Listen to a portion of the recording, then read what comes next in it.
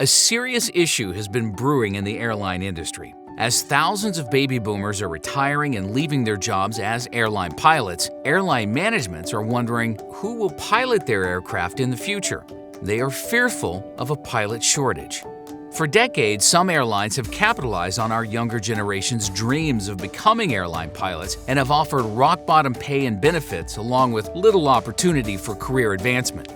This has caused students to think twice before choosing to become airline pilots. After all, having spent $150,000 to $200,000 for a university degree in pilot training to become an airline pilot, students can expect to get paid marginally more than food preparation workers. No, there are no typos.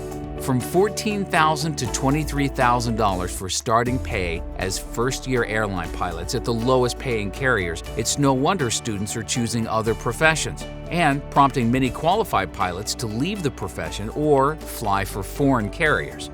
Even students who are passionate about working in aviation and earn their degrees have the option of other career paths in aviation, including a test engineer starting at $52,000, an operations manager starting at $55,000, and a newly commissioned military officer starting at $53,616 in salary and allowances.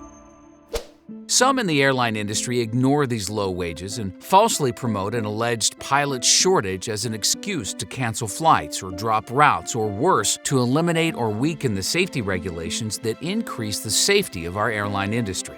They even blame updated safety rules that increase pilot skill and qualifications and prevent fatigue, rules they worked with the rest of the industry and the FAA to create to make U.S. airlines safer, and that they had 3 years to implement. So, does all of this mean there is a pilot shortage? Simply put, no. But it's a headline grabber and an easy scapegoat. Let's look at the facts.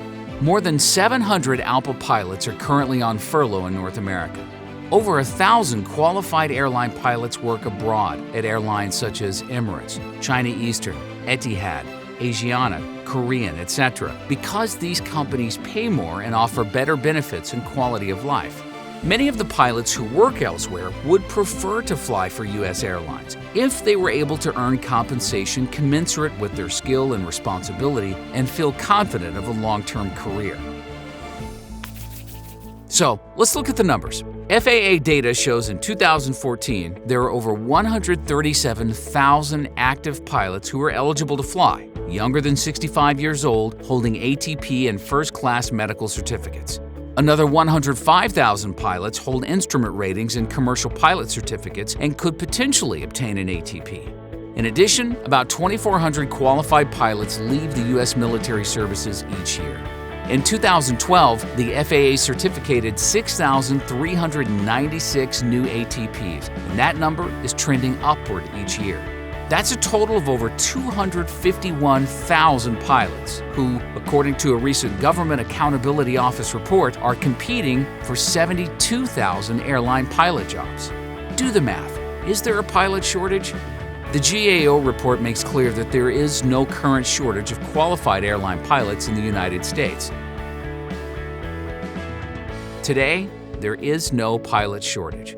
But with a large retiring workforce and college tuition fees and flight training yielding only minimum wage salaries here, combined with substantially better compensation overseas, there is no doubt we'll be facing a shortage in the future.